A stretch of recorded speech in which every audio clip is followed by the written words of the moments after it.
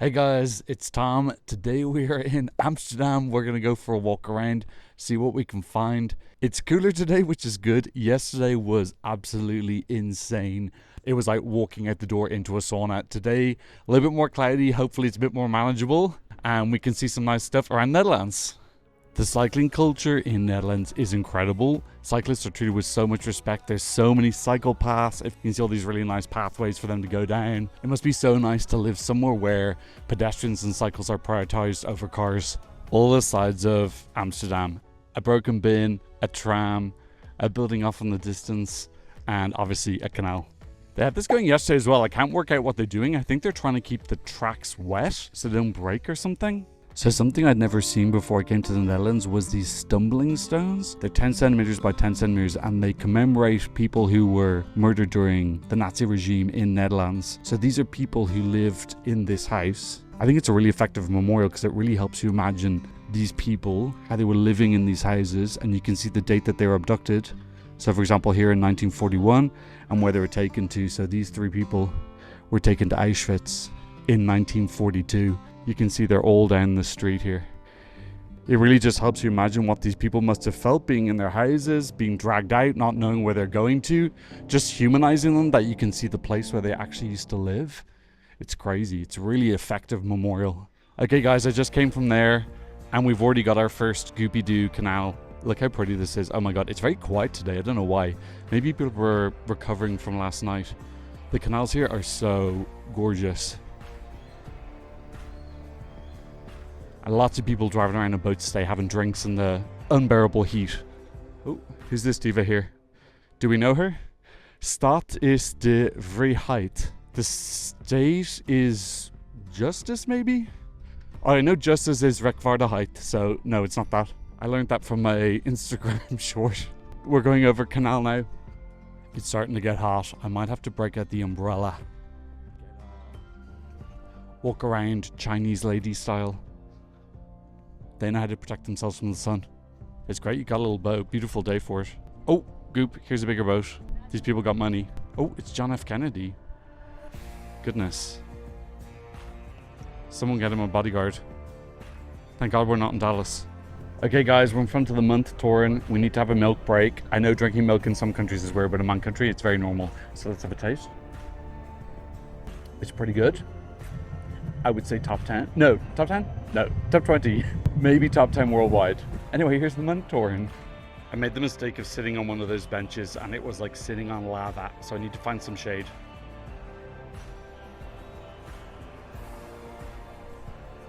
I don't know what that building is, but it's big and it's imposing. Okay, so I'm almost at Anne Frank's house. I'm just walking down the main street now. Kind of weird to think that she must have walked down these streets when she was a kid with her mum. Presumably gonna pick up stuff from the shops to do errands and whatnot. It's kind of weird walking around places where she used to walk when she wasn't trapped in the secret annex. I have to admit, I'm a little bit surprised by how much rubbish there is. This isn't even the worst one I've seen. Generally though, Netherlands is very clean, the streets are clean and it's pretty well kept. So that's why it's a little bit surprising because we're in the central area now. Maybe it's because there have been more of the World Cup matches going on, more people celebrating and so more trash because of that. Okay, I just arrived at Anne Frank House and here's the ticket website. It's sold out in June. It's sold out for the entirety of July. The first time I can get a ticket is...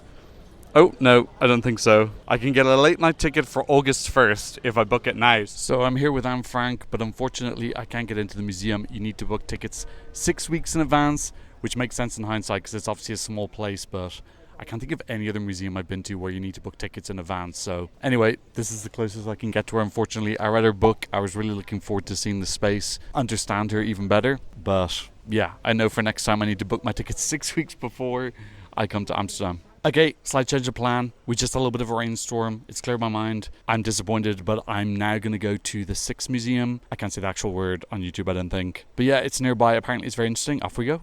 Is it me or someone just built their house in the canal? That looks like they just built their house there. Which, I'm not saying is a bad idea, but is that what I'm looking at? Here we have a cute little bike and lots of canals. It's very Venice-like, but with a Dutch-German aesthetic. And the canals are much wider than Venice. Ooh, boat people. Okay, I've arrived at the Six Museum. I have to eat a banana now, which I'm aware is very ironic, but I need some calories.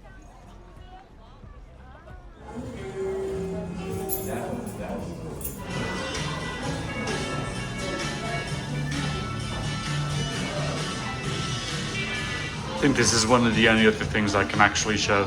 So another thing I've noticed is that they're really into these old school type of bikes. The real like Wicked Witch of the West ones, less so into BMX bikes like we are in the UK and Ireland. The ones with the kind of wide handlebars, like the man in the yellow t-shirt there. Okay, so I've moved away from the main area. I don't know if you can see here. Even here is like a little bit busy. But that area I was outside the museum was just gruesome. So many people. Like, I can see why they have a little bit of a tourism problem here. It does remind me of Barcelona, where there's just way too many people. And that area, that street I was on was just jam-packed. It explains why the accommodation here is so expensive. Like, hotels are 150, 200 euro for a pretty basic hotel for one night. A hostel is between 30 and 70. I think part of it's also just how stuffy it is today. I think it just amplifies even more when the streets are absolutely heaving. But I would not want to live in the center of Amsterdam if I was Dutch. It is just way too much footfall. If you're Dutch, let me know what you think. Leave a comment down below. Lots of people on boats. I'm not bougie enough to have a boat. It is so hot. Oh my God, we're in the middle of the heat wave. It's unbearable. Sorry, just to show I'm not the only person who uses an umbrella when it's sunny. It is practical.